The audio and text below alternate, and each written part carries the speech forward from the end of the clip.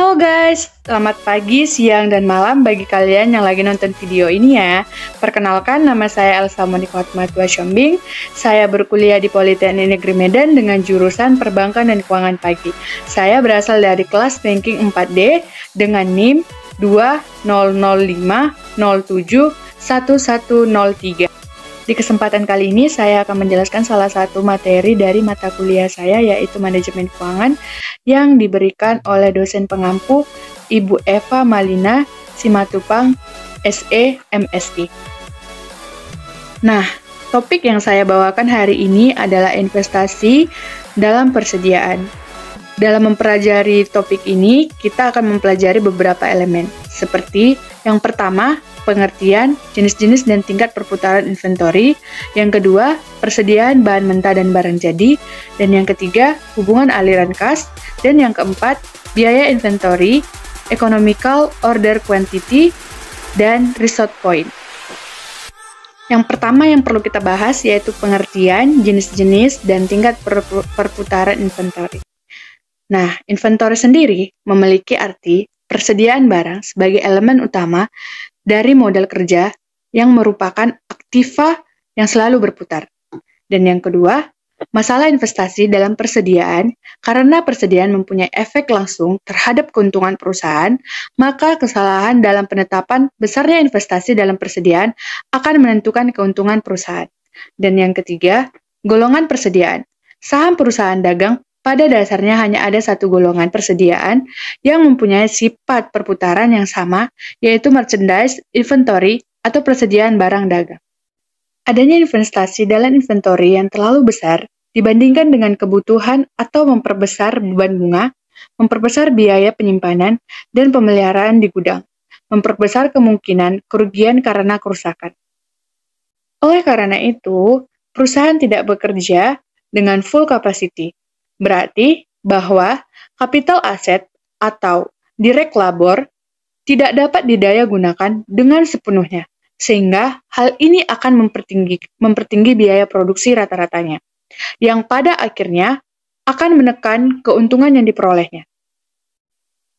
Selanjutnya, tingkat perputaran barang perniagaan atau merchandise turnover. Merchandise turnover dapat dirumuskan sebagai net sales per average merchandise inventory at sales price atau cost of goods sold per average merchandise inventory at cost. Average merchandise inventory dapat dirumuskan menjadi merchandise inventory permulaan tahun ditambah akhir tahun per 2. Dengan mengetahui turnover-nya, dapat pula ditentukan hari rata-rata perjualannya atau hari rata-rata barang disimpan di gudang, yaitu dengan membagi hari dalam satu tahun dengan persediaan rata-rata. Dalam perusahaan produksi seperti pabrik, pada umumnya diadakan penggolongan dalam 3 golongan inventory utama, yaitu pertama, persediaan bahan mentah atau raw material inventory. Raw material inventory dapat dirumuskan sebagai cost of raw material used per average raw material inventory.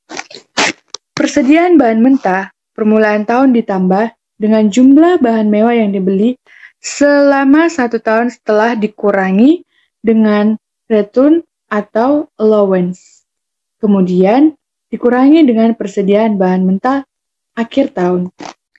Dan yang kedua, persediaan barang dalam proses atau barang setengah jadi atau sering disebut dengan work in process atau goods in process inventory. Goods in process dapat dirumuskan sebagai cost of goods manufactured per average work in process inventory. Dan yang ketiga adalah persediaan barang jadi atau disebut dengan finished goods inventory. Finished goods inventory dapat dirumuskan sebagai cost of goods sold per average finished goods inventory. Cost of goods sold dapat diketahui dengan cara sebagai berikut, di mana persediaan finansial pada permulaan tahun ditambah dengan cost of goods manufactured, kemudian dikurangi dengan persediaan finished good pada akhir tahun. Elemen berikutnya yang perlu kita pelajari dalam investasi dalam persediaan, yaitu persediaan bahan mentah atau raw material inventory dan persediaan barang jadi atau finished goods inventory. Besar kecilnya persediaan bahan mentah yang dimiliki perusahaan ditentukan oleh beberapa faktor, yaitu yang pertama, volume yang dibutuhkan untuk melindungi jalannya perusahaan terhadap gangguan kehabisan persediaan yang akan menghambat atau mengganggu proses berjalannya produksi. Yang kedua, volume produksi yang direncanakan, di mana volume produksi yang direncanakan itu sendiri sangat tergantung kepada volume sales yang direncanakan. Dan yang ketiga, besarnya pembelian bahan mentah setiap kali pembelian untuk mendapatkan biaya pembelian yang minimalis. Yang keempat, estimasi tentang fluktuasi.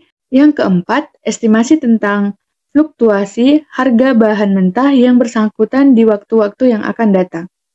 Dan yang kelima, peraturan-peraturan pemerintah yang menyangkut persediaan material. Yang keenam, harga pembelian bahan mentah. Yang ketujuh, biaya penyimpanan dan resiko penyimpanan di gudang. Yang kedelapan, tingkat kecepatan material menjadi rusak atau turunnya kualitasnya.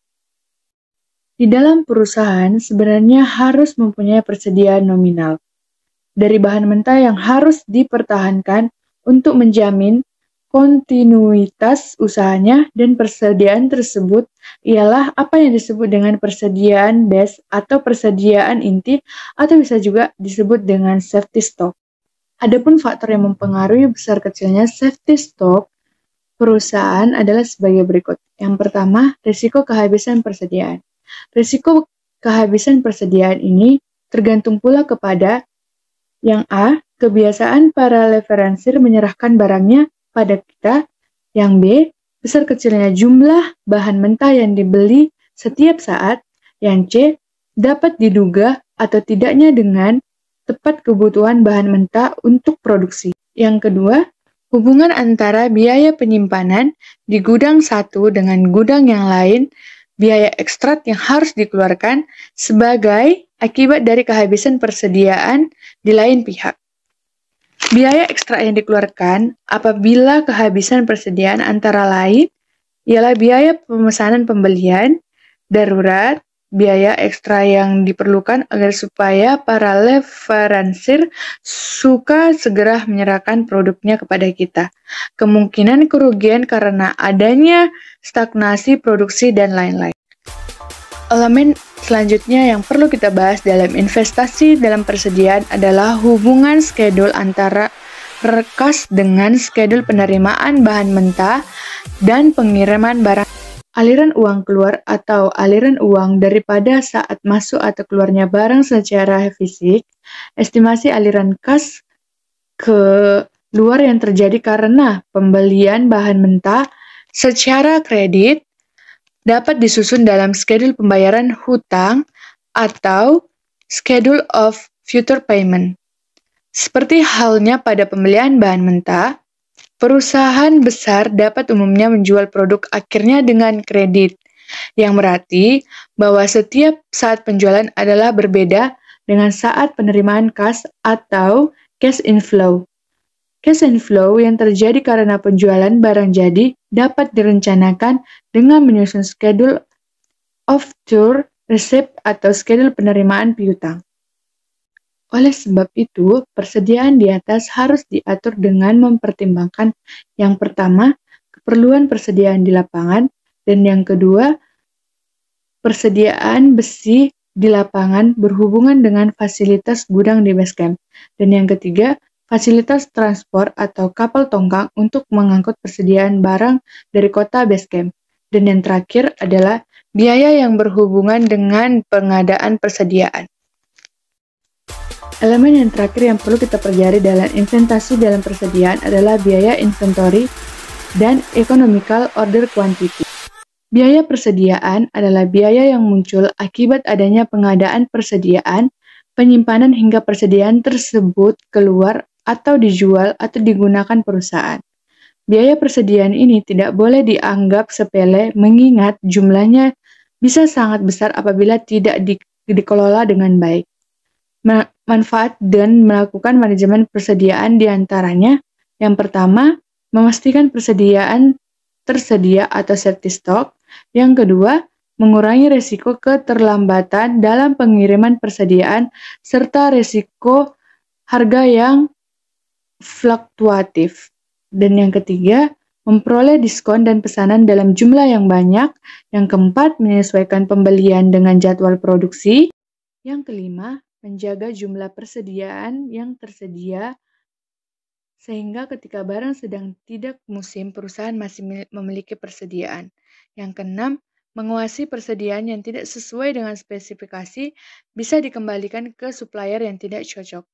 Yang ketujuh, menjaga komitmen terhadap customer agar barang bisa diproduksi dengan waktu dan kualitas yang sama dan sesuai yang diminta.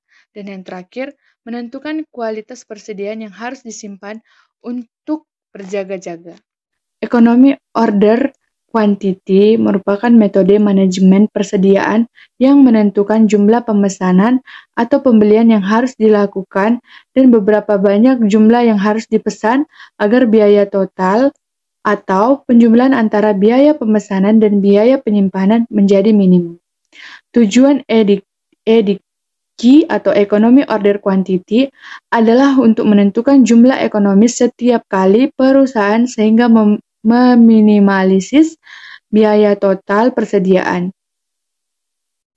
Dalam menentukan besarnya jumlah pembelian yang optimal ini, kita hanya memperhatikan biaya variabel dari penyediaan persediaan tersebut, baik biaya variabel yang bersifat perubahannya searah dengan perubahan jumlah persediaan yang dibeli atau disimpan, maupun biaya variabel yang sifatnya perubahan berlawanan dengan perubahan jumlah inventory tersebut.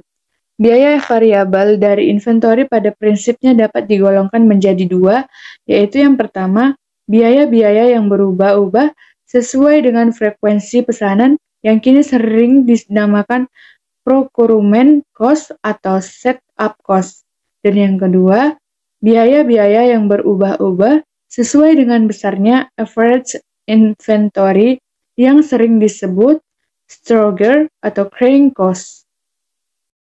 Procurement cost adalah biaya-biaya yang berubah-ubah sesuai dengan frekuensi pesanan yang ini terdiri dari yang pertama, biaya selama proses persiapan, yang kedua, biaya pengiriman pemesanan, yang ketiga, biaya penerimaan barang yang disimpan, dan yang terakhir adalah biaya-biaya processing pembayaran. Stronger atau carrying cost adalah biaya yang berubah-ubah sesuai dengan besarnya inventory. Penentu besarnya carrying cost didasarkan pada average inventory, dan biaya-biaya yang termasuk dalam carrying cost adalah yang pertama, biaya penggunaan atau sewa ruangan gedung, yang kedua, biaya pemeliharaan ruangan gedung, yang ketiga, biaya untuk menghitung atau menimbang barang yang dibeli, dan yang keempat, biaya asuransi, yang kelima, biaya absolut, yang keenam, biaya modal, dan yang ketujuh adalah pajak dari persediaan yang ada di dalam gudang. Adapun cara untuk menentukan EDQ dapat dirumuskan menjadi EDQ per akar 2 kali R kali S per P kali 1, di mana R adalah jumlah yang dibutuhkan selama satu periode, misalnya 1 tahun. Yang S bisa dapat biaya pesanan setiap kali pesan. Dan yang P, harga pembelian per unit yang dibayar. Dalam hal ini, kita harus menyadari bahwa pembelian berdasarkan EDQ hanya dibenarkan kalau syarat-syaratnya ditentuhi, dan adapun syarat yang harus dipenuhi ada 3, yaitu harga pembelian bahan per unitnya konstan, Dan yang kedua, setiap saat kita membutuhkan bahan mentah selalu tersedia di pasar. Dan yang terakhir adalah jumlah produksi yang menggunakan bahan mentah tersebut stabil, yang ini berarti kebutuhan bahan mentah tersebut relatif stabil sepanjang tahunnya. Sekian dari penjabaran saya tentang investasi dalam persediaan. Semoga teman-teman sekalian yang menonton dapat mengerti dan memahami apa yang saya jabarkan agar dapat berguna di kemudian hari. Bila ada kata-kata yang salah, saya mohon maaf dan terima kasih. Bye-bye. Dah.